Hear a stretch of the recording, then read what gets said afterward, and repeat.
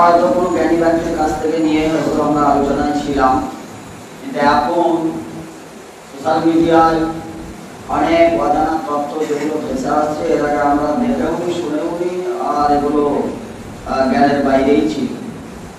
সেগুলো মাখলুকের মধ্যে পড়ে। কত যে মাখলুক সৃষ্টি করেছেন আল্লাহ ভালো জানেন। এর মধ্যে থেকে আমি আজকের বিষয় তিনটে মাখলুকের কথা আলোচনা করার চিন্তা ভাবনা নিয়েছি।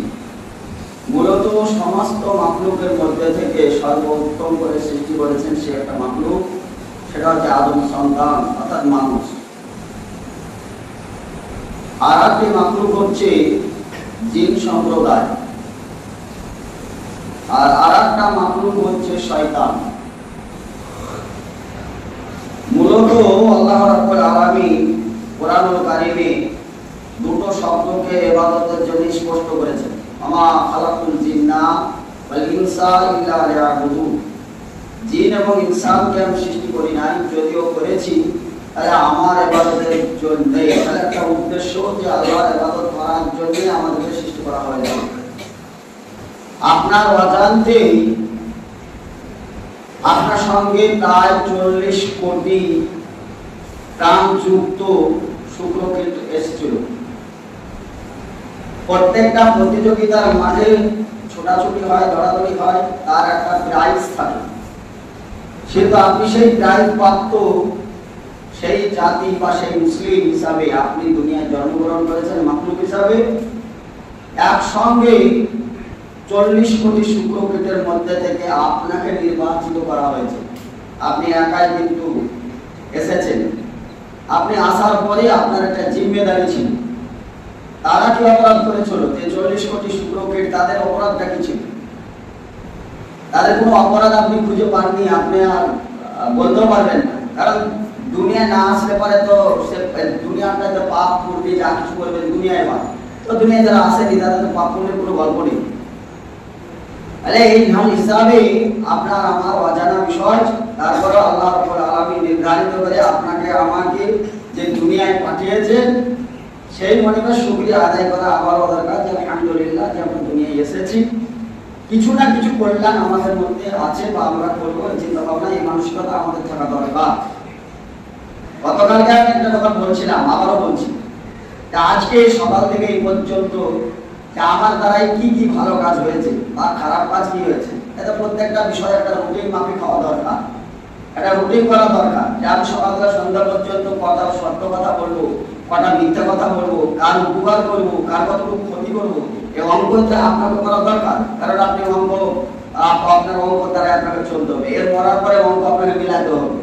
যদি অঙ্ক মিলেই যায় তাহলে তো মাশাআল্লাহ আপনার নাম্বার কাটার দরকার নেই। শুধু একটাই মার্কে ভুল মার্ক পাওয়া যায়, সেটা হচ্ছে অঙ্ক যদি মিলে যায়। এই নাম্বার কাটা যায়, যদি অঙ্ক গোলমাল হয়ে যায় তাহলে কিন্তু জিরো হয়ে যায়। অঙ্ক যদি আপনি না মিলাতে পারেন তাহলে যেমন আপনি হিরো হবেন, জেনে রাখেন অঙ্ক না মিললে কিন্তু আপনি জিরো হয়ে যাবেন। আল্লাহ রাব্বুল আলামিন আপনাকে যেমন সবার চেয়ে উত্তম করে হিরো করে সৃষ্টি করেছেন, আল্লাহর কাছে জিরো করতে আপনাকে সেকেন্ড দেরি হবে না। কারণ আল্লাহ রাব্বুল আলামিন আপনার কোন চেহারা দেখবেন না, আপনার দেখবে সেটা হচ্ছে তাকওয়া। যার বিষয়টা আপনারা অনেক শুনেছেন, এই বিষয় নিয়ে আমার তো বলার আর গবেষণা দেওয়া এটা দরকার নেই। এর মধ্যে থেকে আরেকটা আল্লাহ রাব্বুল আলামিন মাখলুক হিসাবে, জাতি হিসাবে সৃষ্টি করেছেন জিন জাতি। জিনরা আমাদের মতনই, তারা দুনিয়ায় ঠিক এরকমই ইবাদত বন্দি করে। জিনদের মধ্যে অনেক মুসলিম আছে, জিনদের মধ্যে ইবাদত করেন, এবং জিনের মধ্যে আলেম ওলামা আছে। কিন্তু নবী হিসাবে মুহাম্মদ রাসূলুল্লাহ সাল্লাল্লাহু আলাইহি ওয়াসাল্লাম যেমন আমাদেরও নবী, জিনেদেরও নবী। আমরা যে কোরআনকে ফলো করি, জিনেরাও সেই কোরআনকে ফলো করে। ওর জন্য আল্লাহ রাব্বুল আলামিন কোরআনের মধ্যে স্পষ্ট করেছে, আমা খালাকুল জিন্না ওয়াল ইনসা ইল্লা লিয়াবুদুন। তবে মানুষের জীবন খুব সীমিত, অল্প টাইমের মধ্যে আমাদেরকে দুনিয়া ছেড়ে চলে যেতে হবে। আর জিনরা আমাদের চাইতে অনেক অনেক অনেক বেঁচে থাকে। কারণ 2000 কিলো 3000 বছর বেঁচে থাকে, তারপরে কিন্তু তাদের মৃত্যু হয়। তারা কিন্তু একটা মাখলুক, তাদের নারী পুরুষ আছে, তাদের বিবাহ শাদী হয়, তাদের মাদ্রাসা মক্তব আছে। যারা আমাদের মধ্যেও শয়তান আছে, মানুষের মধ্যে আল্লাযী ইয়াসবিসু ফী সুদুরিন নাস মিনাল জিন্নাতি ওয়ান নাস। মানুষের মধ্যে অনেক শয়তান যেমন পাওয়া যায়, তো জিনদের মধ্যে অনেক শয়তান পাওয়া যায়। তাহলে একটা মাখলুক পাওয়া গেল যারা জিনেদের মধ্যে দ্বারা ইবাদত বন্দেগী করে। আরেকটি মাখলুক আল্লাহ রাব্বুল আলামিন তার কুদরত বা তার ক্ষমতা দেখাতে গিয়ে আল্লাহ আরেকটা মাখলুক সৃষ্টি করেছে। তারা না জিন না শয়তান, তার মধ্যে অর্ধেকটা নারী আর অর্ধেকটা পুরুষ, তারা নিজেরা নিজেই মিলন ঘটায় এবং তাদের মধ্যে থেকে নিজেরাই বাচ্চা দিতে পারে। এই একটা জাতি আল্লাহ এই একটা মাখলুককে সৃষ্টি করেছে, সেটা আল্লাহর হিকমত ছাড়া আপনার আমার এই জ্ঞানটা নেই যে এটা হয় কি করে। এটা আপনি আমি এটা বলতে পারবো না, মানে আমাদের সীমিত জ্ঞান, অত জ্ঞান আমাদের নেই। সামান্য আল্লাহ জ্ঞান দিয়েছেন, সেহেতু এই জ্ঞান আপনি আল্লাহর জ্ঞানকে ধরতে পারবেন। আর একটি মাখলুক আল্লাহ রাব্বুল আলামিন সৃষ্টি করেছেন, সেটা হচ্ছে শয়তান। শয়তান তাদের জন্ম হয়, তাদের কিন্তু মৃত্যু হয় না। শয়তান যে তাদের জন্ম হয়, তাদের মৃত্যু হয় না। তারা মরবে কখন? কিয়ামত হওয়ার 40 বছর আগে ভয়াবহ একটা আযাব আল্লাহর আসবে, গজব। সেই গজবে শয়তান কিন্তু সবগুলোই মারা যাবে। তারপরে 40 বছর দুনিয়ায় থাকায় দুনিয়ার সমাপ্তি ঘটবে। তাহলে শয়তানের জন্ম আছে, মৃত্যু নাই।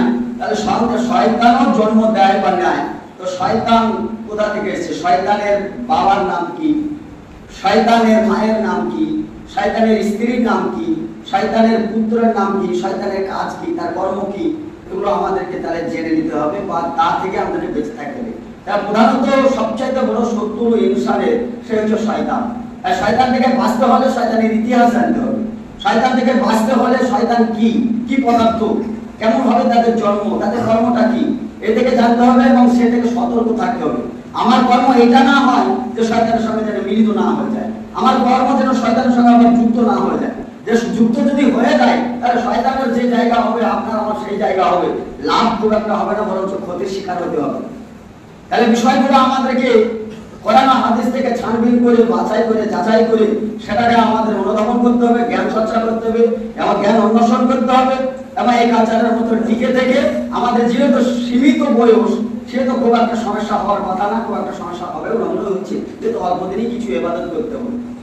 তো অল্প দিনে বেঁচে চললে চলা যায়, যদি না চলার ইচ্ছা করে তাহলে চলা যাবে না। ইবলিস তার মূলত বাপের নাম হচ্ছে আলজির, তার বাপের নাম হচ্ছে আলজির, মায়ের নাম হচ্ছে নিলবিস, তার নাম হচ্ছে ইবলিস। সে আগুনের সৃষ্টি, সেহেতু একবার রেগে থেকে ক্রোধে নিজের গাম্ভীর গায়ের এই গরম ভাব এটা ছাড় থেকে হা করে আগুনের একটা বেরিয়ে আসে, অগ্রশিষা বেরিয়ে আসে। সেইখান থেকে আল্লাহ রাব্বুল আলামিনের মেহেরবানি, সেই হাই থেকে, সে আগুন থেকে আবার একটি সুন্দরী নারী সৃষ্টি হলো, যার নাম হচ্ছে তুরতুবা বলে কিতাবে পাওয়া যায়। সে হচ্ছে, তার সঙ্গে শয়তানের বিবাহ হলো। শয়তান বিবাহ করার পরে আদম সন্তানকে ভটকাবার জন্য তারা দ্রুত মিলন ঘটালো এবং তাদের বাচ্চা টাচ্চা নিতে তাদের অস্বীকার করে না। কেন?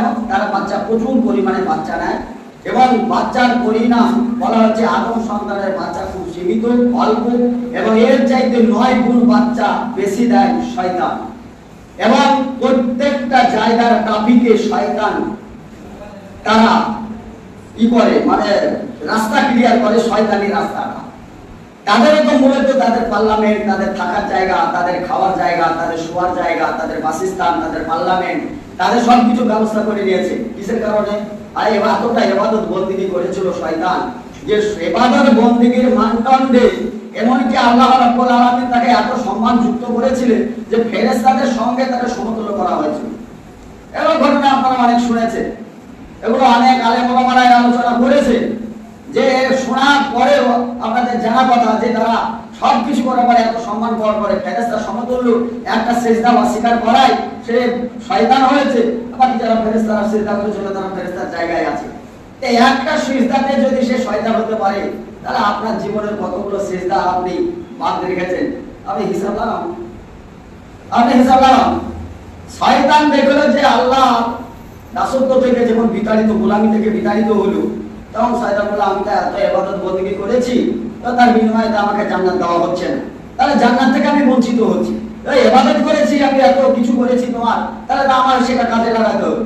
তাহলে আমার সেই ইবাদতের বিনিময়ে আমার প্রাপ্য অনুপাতে আমার এটা মিটিয়ে দেওয়া হবে। শয়তানের আরজি, সেটা বলা হবে যে তুমি কি চাইছো বলো। ও প্রথমত চাইবে যে আমি লম্বা হায়াত, আদম সন্তান যতকাল বেঁচে থাকবে আমি ততকাল বেঁচে থাকতে চাই। আল্লাহ রাব্বুল আলামিন বললেন যে হ্যাঁ, তা বেঁচে থাকো, অসুবিধা কি, বেঁচে থাকো তুমি। এটা শয়তানকে তার ইবাদতের মানদণ্ডে সে এটা নিয়েছে, তাকে লম্বা হায়াতও দেওয়া হয়েছে। আর একটি কথা বললো যে আদম সন্তান ইবাদত বন্দেগী করবে আর জান্নাতকে লুফে দিবে, তাড়াতাড়ি জান্নাতে চলে যাবে, এত সহজ ব্যাপার নয়। কারণ আদম সন্তানকে ভটকানোর জন্য আমাকে এইরকম সুযোগ দিতে হবে যে তাদের রগে রগে চলার মতন আমাকে কিন্তু সেই সুযোগটা দিতে হবে। আল্লাহ রাব্বুল আলামিন বললেন হ্যাঁ যাও চলো, আদম সন্তানের রগে রগে চলো। শয়তান আরো খুশি হলো। দ্বিতীয় কথা বললে যে আমি যে শয়তান, আমি জানি ইবলিস, এটা যদি আমি পরিচিতি হয়ে যাই তাহলে আমার কাছে সব মানুষ আসবে না। তাহলে আমাকে এরকম সুযোগ দিতে হবে, কোনো সময় আমি আলেম হব, কোনো সময় আমি জালেম হব, কোনো সময় পার্লামেন্টে যাব, কোনো সময় রাস্তায় যাব, ঘাটে যাব, আমি যে কোনো মুহূর্তে যে কোনো জায়গায় আমি রূপ ধারণ করে আমি আদম সন্তানকে আমি ভটকাবো, এই সুযোগটা আমাকে দিতে হবে। তাহলে হ্যাঁ তা দাও হবে, দাও। আপনাদের মনে মনে কি হচ্ছে? এই শয়তান এগুলো সব চেয়ে নিয়েছে, সবগুলো পেয়ে নিয়েছে। যদি শয়তানকে এগুলো না দেওয়া হতো তাহলে আমরা অনেকটা রেহাই পেতাম, বেঁচে যেতাম, মনে হচ্ছে আপনাদের। কিন্তু বিষয়টা আসলে তা না। আপনাদের জন্য সবচাইতে উপহার হিসাবে যেটা দিয়েছে সেটা হচ্ছে পবিত্র কোরআন। এই কোরআন আসায় আল্লাহ রাব্বুল আলামিন বলেছেন শয়তানকে যে তুমি কতটা পাপ করাবে। বলে পাপ আমি যতটা করাতে পারি করাবো।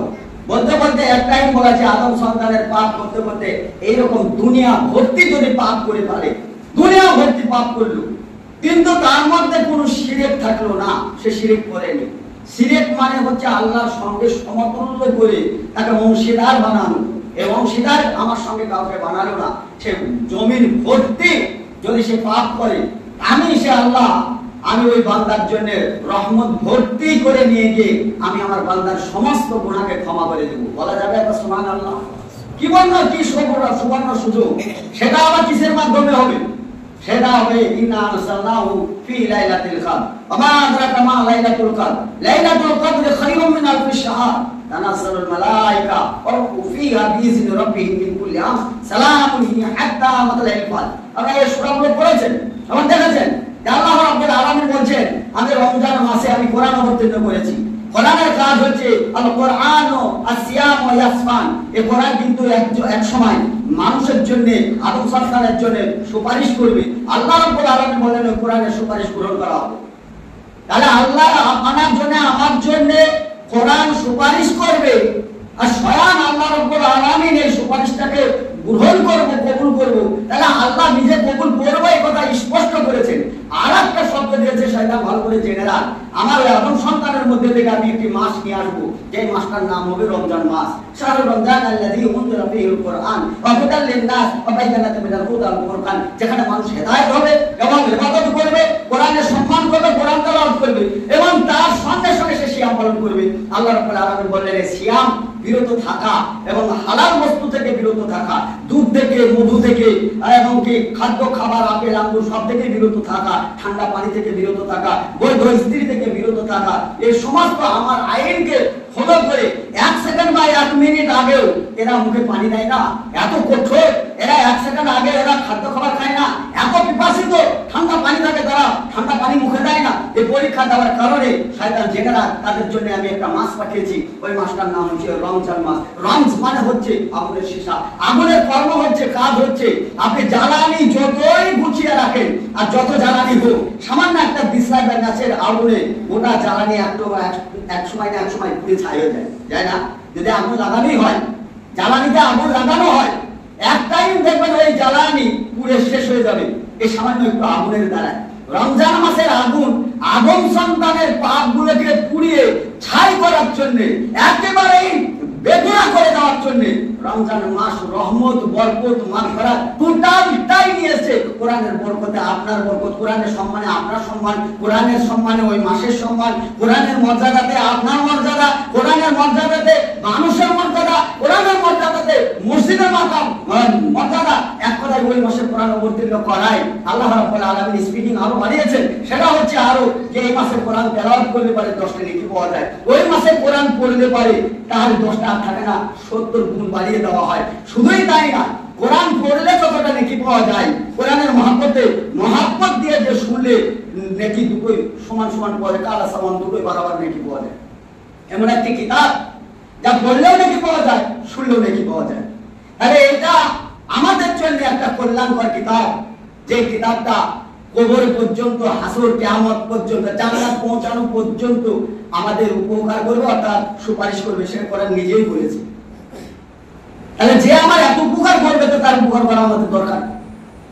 যে আমার এত সুপারিশ করবে তো তার সুপারিশটা গ্রহণ করার জন্য একবার কোরআন খুলে দেখা দরকার। আমরা হতভাগা, শয়তান যতটুকু শয়তানি করে তার চাইতে শয়তানি আমরা বেশি করি। রমজান মাসে অনেকে বলে যে আমার বাবার ভাত নেই, আমরা আবার শুকাতে যাবো কেন, রোজা রাখবো, অনেকে মুখ থেকে শুনতে বলে। আপনার কতটুকু খাবারের উপর বিশ্বাস আছে জানা নেই। শয়তানের অবাধ বিশ্বাস থাকায় 9 গুণ বাচ্চা নেয়। আপনি একটা বাচ্চা নিলে শয়তান 9টা বাচ্চা নেয়।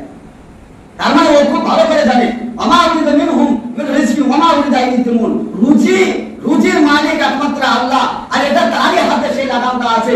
আল্লাহ যাকে রুজি দেবেন সে রুজি হিসাবে পাবে। অর্থাৎ রুজি নিয়ে চিন্তা ভাবনা করা উচিত নয়, সেটা শয়তান বুঝতে পেরেছে, কিন্তু আপনি আমি বুঝতে পারিনি। আজও একটা দুটো বাচ্চা হওয়ার পরে আর বাচ্চা নেওয়ার মানসিকতা আমাদের নেই।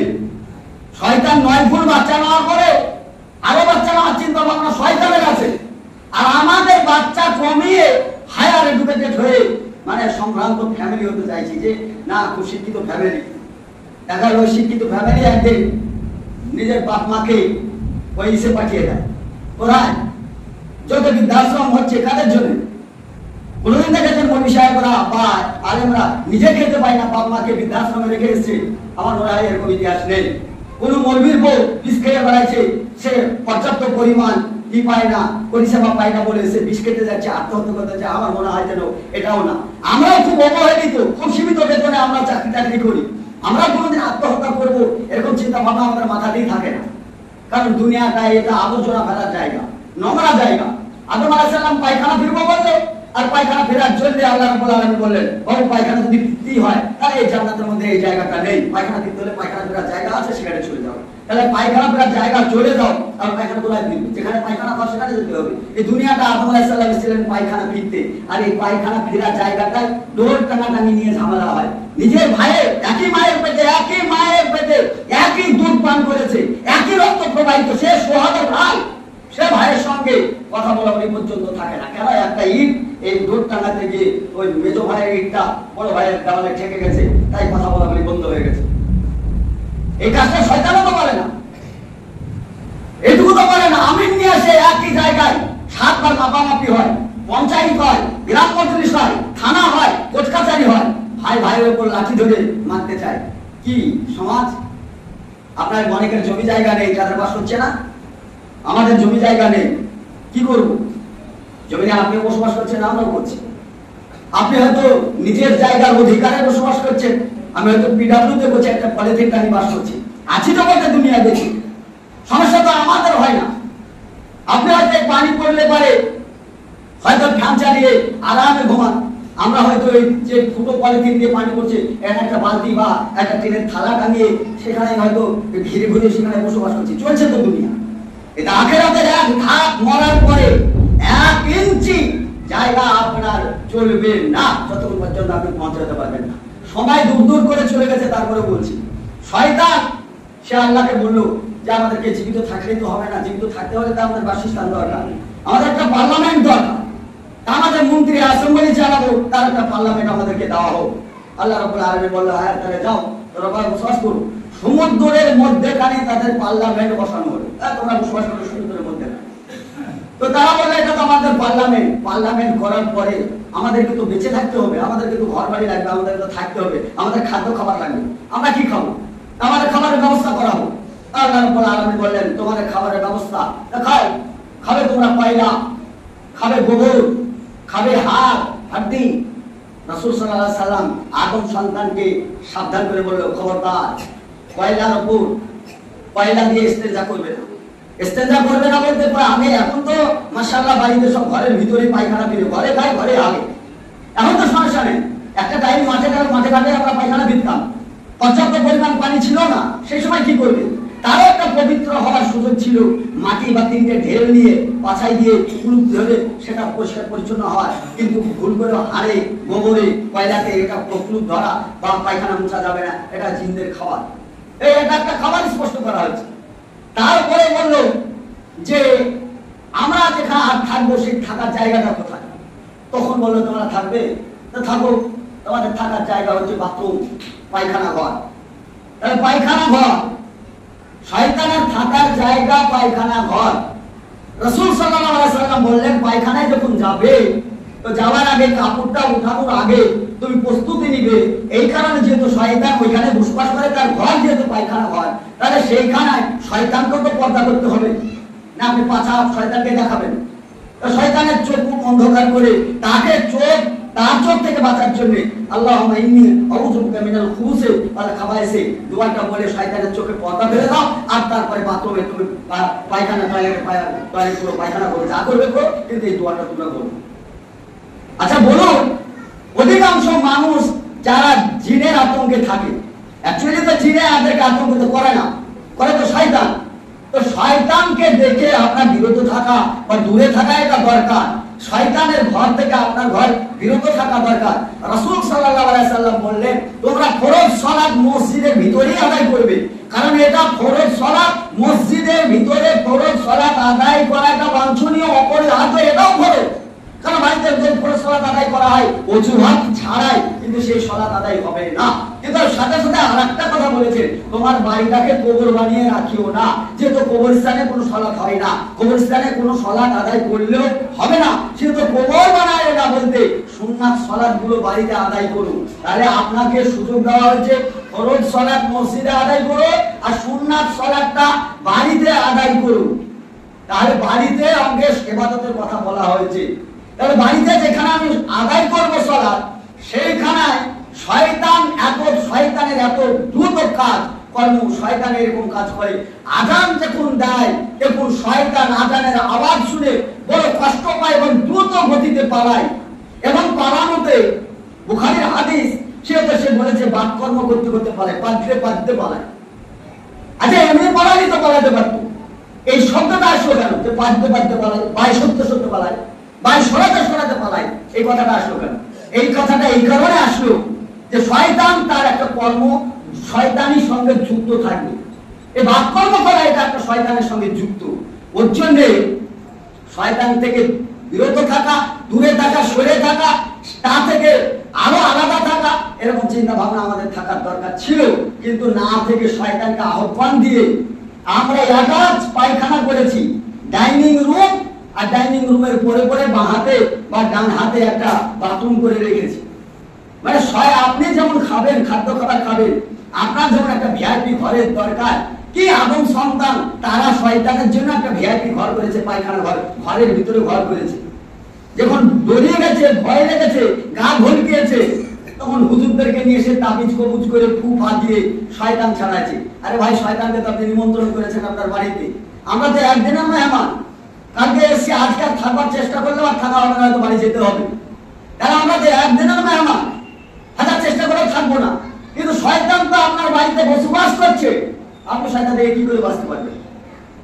আপনার বাড়িতে সে ট্রেনিং করা নেই, আপনার বাচ্চাদেরকে তো সেভাবে শেখাননি যে পায়খানা ঘরে ঢুকলে বাম পা দিয়ে ঢুকতে হয়, পায়খানা পিত্তলে বাম পায়ে ভর দিয়ে পায়খানা পিত্ত হয়, যত মেশিন পত্র আছে ডান দিকটা ছেড়ে দিও, আর বাম দিকে যেহেতু মেশিন পত্র যেগুলো আছে সেগুলো পায়খানার দাগ, এদিকে চাপ দিও, পায়খানাটা ক্লিয়ার হবে, অনেক অসুখ বিসুখ থেকে বাঁচবে।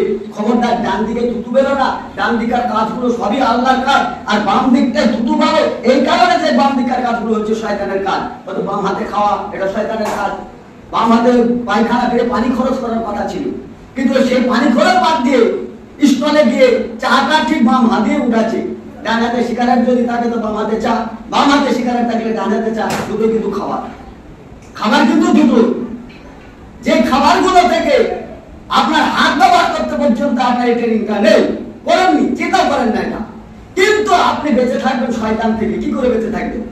আপনি নিজেই তো শয়তানের ভাই হয়ে আছেন, চাচাতো ভাই হলে তো পারা যেত, এটা তো শয়তান চাচাতো ভাইয়ের উপর এখন নেই, নিজের ভাইয়ের উপরে সবার হয়েছে। নিজের ভাইয়ের চাইতে তো আপনজন নিজের শয়তান। শয়তান আর কি, তাদের অনেক বাচ্চা কাচ্চা আছে, তাদেরকে দায়িত্ব দেওয়া হয়েছে। তার একটা বাচ্চার নাম হচ্ছে তাম্বুর। তাম্বুরের কাজ কি? সে দায়িত্ব নিল যেহেতু পার্লামেন্ট অ্যাসেম্বলি চালাতে হবে, তো তাম্বুরের দায়িত্ব হচ্ছে বাজারটাকে সাজিয়ে রাখা। এই বাজারে যত রকমের নিত্য যত রকমের ঘুষ, যত রকমের ডাইনিতে ফাঁকি দেওয়া, যত রকমের চুরি চামারি হওয়া, যত রকমের মিথ্যা কথা বলা, যা কিছু করে এটা ট্যাকেল করে কে? শয়তানের এক বড় ছেলে, তার নাম হচ্ছে তাম্বুর, সে কিন্তু এটা করে। আর একজনের নাম হচ্ছে সিম্বুর। এই সিম্বুরের কাজ কি? সে মেজো ছেলে, তার কাজ হচ্ছে দুনিয়াতে ফেতনা আলেমে আলেমে এক না হতে পারে সেই কাজ সে দায়িত্ব নিয়েছে, যে কোনো আলেমকে যেন আরেকটা আলেম মেনে না নিতে পারে। এক আলেমের কথা আরেকজনের গায়ে যেন জ্বালা করে, দুইজনে আপসে হাদিস কোরআন নিয়ে ফেতনা করে, ঝামেলা ঝঞ্ঝট করতে গিয়ে এক আলেম বলে ও কিছু জানে না, ও বলে ও কিছু জানে না, এই ঝঞ্ঝটে আমাদেরটা সঠিক, ও বলে আমাদেরটা সঠিক, এটা ট্যাকেল করে যার নাম হচ্ছে সিম্বুর। এই সিম্বুর শয়তান এটাকে ট্যাকেল করে। আর একজনের নাম আউল। আউলের কাজ কি? আউল সে তার কাজ নিয়েছে ভাই ভাই বিভেদ করা, মা বাপকে ভাগাভাগ দিতে ফেলে দেওয়া, জমি জায়গা নিয়ে দ্বন্দ্ব লাগানো, ভাইয়ের সঙ্গে কথা বন্ধ করে দেওয়া, বিবাহের নিমন্ত্রণ অমুসলিম হলে পায়, দূরকার মেহমান হলে ফোন করে বলে সালামি সাহেব আমার বাড়ি আমার মেয়ের বিয়ে, তা আপনাকে মেহমান হিসাবে চাইছি, এত দূর তো আর ফেস করে একটা কার্ড পাঠালাম, দেখেন আপনার ফ্যাক্সে একটা কার্ড গিয়েছে, ডেট ফেট সব লেখা আছে, আমি তো আর যেতে পারলাম না, আপনাকে কার্ডটা দিয়ে আসতে পারলাম না, ফলে আপনি নিমন্ত্রণ কবুল করুন। আপনার মাসাকিন হাতটা বাতিল করবা, সেটা হকদার ছিল যে আপনার ঘরে আগুন লাগালে, আগুন লাগলে তাড়াতাড়ি এক ডুবো পানি এনে ওই আগুনটা নিভাবার জন্য যারা ছুটে আসতো, হকটা তার ছিল। আপনি বহরমপুরে আমাকে নিমন্ত্রণ করলেন কেন? এই করা কি যুক্তি ছিল আপনার? আপনার নিজের ভাইয়ের সঙ্গে কথা বলেন না, অথচ আমাকে নিমন্ত্রণ করেন বহরমপুরে। নিজের ভাই রাসূল সাল্লাল্লাহু আলাইহি সাল্লাম বললেন, কোন মুসলিম আরেক মুসলিমের সঙ্গে রাগ করে কোদে 3 দিন যদি কথা বন্ধ করে, ও যত ইবাদতই করুক ওর ইবাদত কবুল হচ্ছে না। আরে বলেন এই কাজটা কে করছে? এই কাজটা কে চালায়? আউর নামক শয়তানের ছেলে, লোয়া ছেলে এটা ট্যাকেল করে বিভাজন সৃষ্টি করেছে। আর এক ছেলের নাম হচ্ছে মেসুদ। তার কাজ কি? মেসুদের কাজ হচ্ছে যাতে ইবাদত বন্দেগী করেন সেই ইবাদত বন্দেগীর মধ্যে অহংকার সৃষ্টি করা। হাজী সাহেবরা হজ করতে যায় না, আসার পরে বলে না সাফা মারওয়া কি দৌড়াদৌড়ি করলাম, ওই বাপরে ওকে কত পাথর মেরেছি, বল পাচ্ছিলাম সবার উপরে হুগলি দিয়ে তার উপর পড়েছি, আমি একবার পাথরটাকে চুমু দিয়েছি, মানে এমন করে সাজিয়ে গুছিয়ে মানুষের সামনে তুলে ধরে, মানে ওই ইবাদতের মধ্যে তার ভিতরে অহংকার যুক্ত থাকে। ইন্নাল্লাহা লা ইয়াকুল্লু মান কানা মুখতালিন ফখরা, আল্লাহ স্পষ্ট করেছেন শস্য পরিমাণ যদি কারোর মধ্যে অহংকার থাকে, তার ইবাদত বন্দেগী আর তার জিন্দেগি সবই বরবাদ। এই কাজটা তো সে মেসুদ নামে সে নিয়েছে। আর আরেকটার নাম হচ্ছে, তার নাম হচ্ছে দাকিস। সে তার কাজ নিয়েছে যে লোভ লালসা আর নারীদের উপর প্রভাব ফেলে দেওয়া। আপনার বউ যত সুন্দরই হোক না কেন, খুব সুন্দর নিজেই সময় দিতে পারেন না, আর একটা মেয়ে যদি রাস্তায় যায় তো ওই মেয়েটার উপর আপনার তাকাতে ইচ্ছা করে, এটা তো আপনার ইচ্ছা নয়, আমরা এটাকে করে কে দাবিস নামক এই শয়তান আপনার উপর চড়াও হয়, ওই নারীটাকে আপনার সামনে তুলে ধরে নারীটার দিকে তাকাতে যতবার তাকাবেন আর যতবার ওর পিছনে ঘুরবেন, ততবার আপনার পাপের সঙ্গে আপনি যুক্ত হলে আপনি ইবাদত বন্দেগী করার পরেও আপনি ইবাদত যতই করেন না কেন এই পাপে জড়াতে পারলে শয়তান আরো লাভবান হয়ে যায়। এইভাবে সমাজকে ধ্বংস করার জন্য তারা পার্লামেন্ট তৈরি করেছে, বললে এরপরে আমাদের আর কর্ম কি কি আছে ভাগ করে নেই। ভাগ করতে করতে তারা বললো যে আমাদের কর্ম আমরা আমাদের কথাবার্তা রাখি, আমরা কথা বলবো, সমাজে কি বলবো। আল্লাহ রাব্বুল আলামিন বললেন তোমরা কথা বলবে, তোমরা মিথ্যা কথায় জড়িত থাকো, মিথ্যা কথা বলো। রাসূল সাল্লাল্লাহু আলাইহি সাল্লাম বললেন কোন মহিলা বেগানা মহিলা মেয়ে মানুষ তাকে যদি সামনাসামনি নজর পড়ে যায়, তা সেটা তার নজর পড়ে গেছে, আর তো কিছু করার নেই, তোমার মাথাটাকে নিচু করো, দ্বিতীয়বার তাকাবার কোনো সুযোগ নেই। আল্লাহ এটা আদম সন্তানকে সাবধান করেছে। অথচ শয়তান আপনার সামনে এটাকে তুলে ধরে বারবার টাকা করানো হচ্ছে। যদি বারবার টাকা যতবার তাকাবেন ততবার লাভ, আপনার কিছু হবে না। আমার বউর দিকে যদি বারবার তাকান, আমার বউ আপনার বউ হয়ে যাবে? পারবেন আপনি আমার বউকে নিয়ে আসতে? আপনার তাকানোই হবে, আমার তো পাপ করা হবে। আমি কামও হতে পারি, বা আমার চেহারা অত ভালো নাম হতে পারে, আপনার ডুগডুগে চেহারা হতে পারে, আপনি কোটি টাকা বেতনে চাকরি করতে পারেন, অত সহজে আমার বউ বেরিয়ে চলে আসবে বিষয়টা না। যদি আপনি তাকান আমার বউর দিকে বারবার, পাপে জড়াবেন, যতবার তাকাবেন ততবার পাপ হবে, কিন্তু আমার বউ বেরিয়ে আসবে না। আমার বউকে যদি বের করতেই হয় তাহলে খুব কাছাকাছি হতে হবে, তাকে মোটামুটি ফাঁদে ফেলতে হবে, তাকে ফাঁদে ফেলে পটাতে হবে, তারপরে আমাকে তার সামনে ঘৃণিত করতে হবে। ঘৃণিত করার পরে বহু কাঠখড়ি পুরানোর পরে আমার বুকে পাবেন, তাও আবার একই পুকুরে একজন পানি খেয়ে ওই পুকুরটাকে এঁঠো করে রেখেছে, আর ওই পুকুরে আপনি মুখ লাগাবেন। আপনার তো হায়া লজ্জা থাকা দরকার, আপনার তো লজ্জা হায়া থাকা দরকার। যে পুকুরে পানি দিয়ে পুকুরে পানি পান করেছে, আর সেখানে যে মানুষ আবার মুখ লাগাবে, তো তার তো একটা হায়া লজ্জা, তার তো একটা রুচিসম্মত থাকা দরকার। যে একজন এই পুকুরে ডুবেছিল আর সেই পুকুরে আমি মুখ দিতে যাচ্ছি না, আমার ব্যক্তিগত একটা নিজস্ব সমালোচনা করা তো দরকার। ভাই সকল, শয়তানের আর অ্যাসেম্বলি চালানো হলো না, পার্লামেন্ট আর চালাতে পারছি না, কারণ ন্যায় চালাতে অনেক দূর চলে গেছে। যেহেতু সময় এখন মানুষের বড় মূল্যবান, ওয়ালাসরিনাল ইনসান আলা ফিকুস ইল্লাল্লাযিনা আমানু ওয়া আমিলুস সালিহাত যেহেতু মানুষের কাছে বড় মূল্যবান সময়, আর মানুষ যেহেতু সময়কে খুব অপচয় করে, মানুষ কোন সময়কে গুরুত্ব দেয় না, অথচ এক সেকেন্ডের কত মূল্য। যারা এই ট্রেন পায় না, এরোপ্লেন পায় না, জাহাজ পায় না, এক সেকেন্ডের জন্য উড়ে চলে যায়, তাদেরকে জিজ্ঞাসা করে সময়ের যে মূল্য, একটা দিনের কত মূল্য। হাসপাতালে বেডে পড়ে আছে যারা পেটের রোগ ডাউন, তাদেরকে জিজ্ঞাসা করে। এইভাবে যারা যেভাবে বলতে গিয়ে অনেক দূর চলে যাবে, আমি সময়টা আর লম্বা করতে চাইছি না। আপনাদের মূল্যবান সময়, যেহেতু এই সময়টাকে কাজে লাগাবার জন্য আপনার যথেষ্ট জ্ঞান বুদ্ধি বিবেক নিয়ে আপনারা এখানে এসেছেন। একেবারে হান্তার পাগল ছাগলদেরকে ইবাদত করার কথা বলেনি। পাগল যদি শিয়াম পালন না করে তো কোনো যায় আসে না, পাগল যদি ইবাদত না করে তো ওর কোনো যায় আসে না, ওর জন্য ওকে জাহান্নামে যেতে হবে না। কিন্তু পাগল হলে তার ছাড় আছে, কিন্তু আপনার চালাকি পাগল আপনার আমার ছাড় নেই, অর্থাৎ চালাকি পাগল হয়ে থাকেন না।